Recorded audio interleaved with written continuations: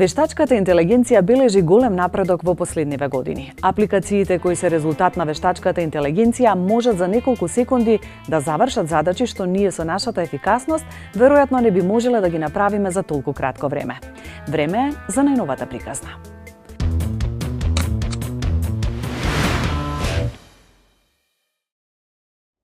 Како матурант во 2017 година, Петар Пешев ја добива веста дека е примен на престижниот универзитет Браун во Соединетите Американски држави, а му била потребна една недела за да поверува дека тоа е вистина.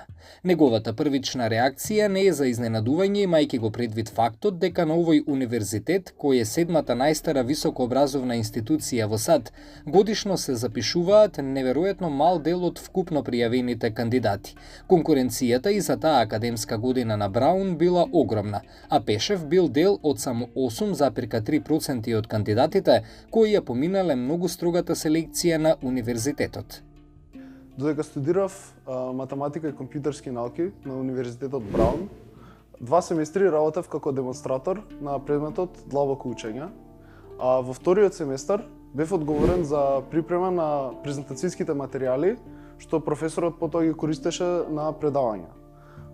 Поточно, јас ги припремав материјалите околу така наречените трансформер модели, што во тоа време беа нови и ретко се предава, но денес се станати многу популарни затоа што се основата за големите јазични модели, како што е ChatGPT.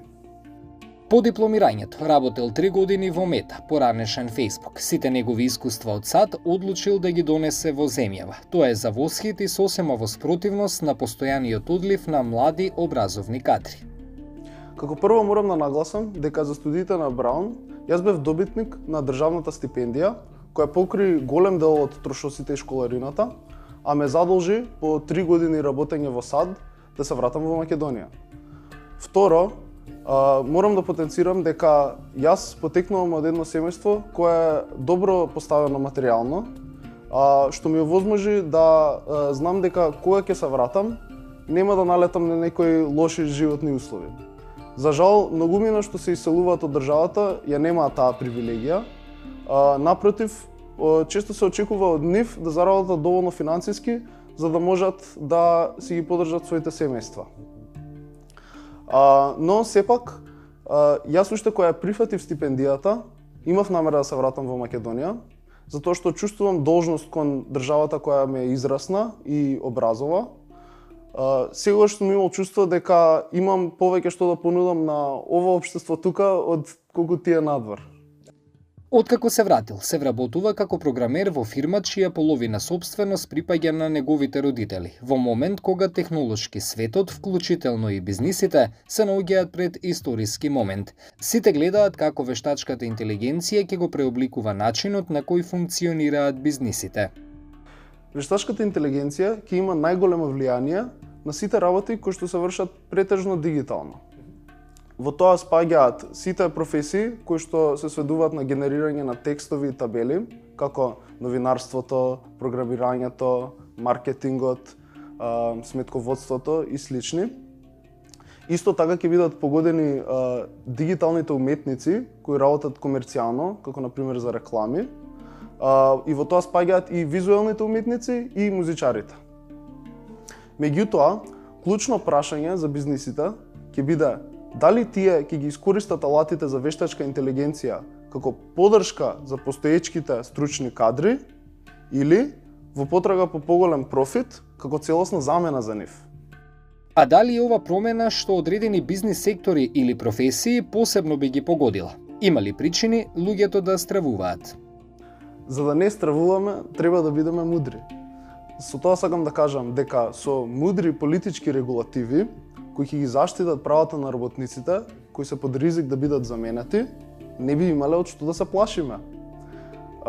Постои сериозен ризик да бизнисите во име на профитот се обидат што е можно повеќе луѓе да заменат со вештачка интелигенција. Технолошкиот развој и автоматизацијата на работните процеси се според мене дел од една неминовна историска тенденција, но тоа не значи дека таа тенденција мора да има негативно влијание на општеството.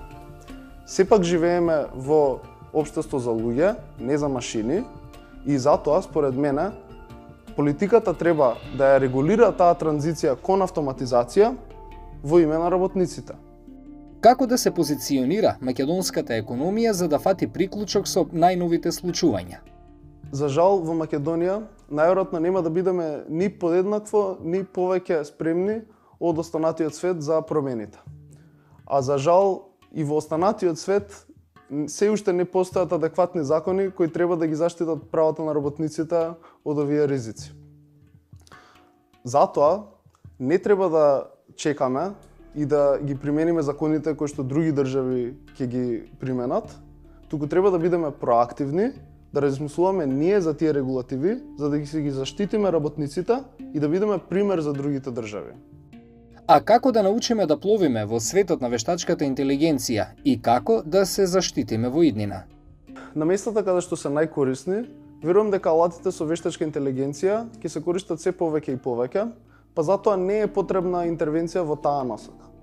Но да ги превенираме масовните отпуштања, потребни се регулативи околу автоматизацијата и замената на работници со вештачка интелигенција, како и гаранции за обуки и реквалификација на тие работници за користење вештачка интелигенција.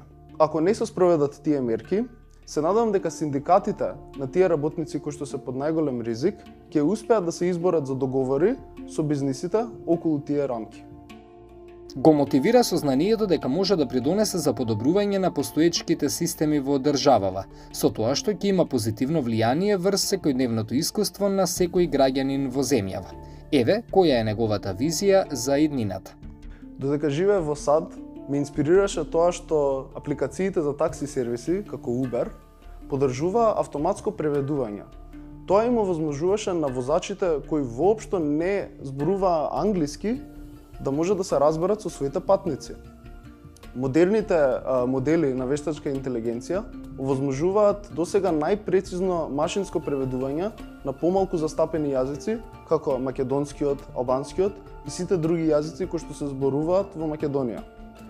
Би сакал да ги применеме тие технологии во државните и приватните институции, да ги намалиме комуникацијските бариери при користење на услуги. Во областа на дигитализација, модерните модели овозможуваат најпрецизно дигитализирање на хартиени, скенирани документи и треба така да ги искористиме. Но пред се, мораме да воведеме заштита за работниците, за да секое работно место може да искористи моќта на алати со вештачка интелигенција без уплав од губење на работа. А за постоечките работници да бидат обучени со знаење за како најефикасно да ги користат истите алати.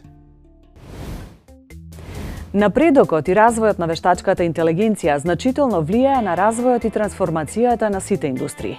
Технологијата ќе влијае на сите сектори, вклучувајќи ги програмерите и целиот IT сектор. Со помош на вештачката интелигенција се автоматизираат некои рутински задачи, се подобрува анализата на податоци, што придонесува за подобро и поинформирано носење на одлуки.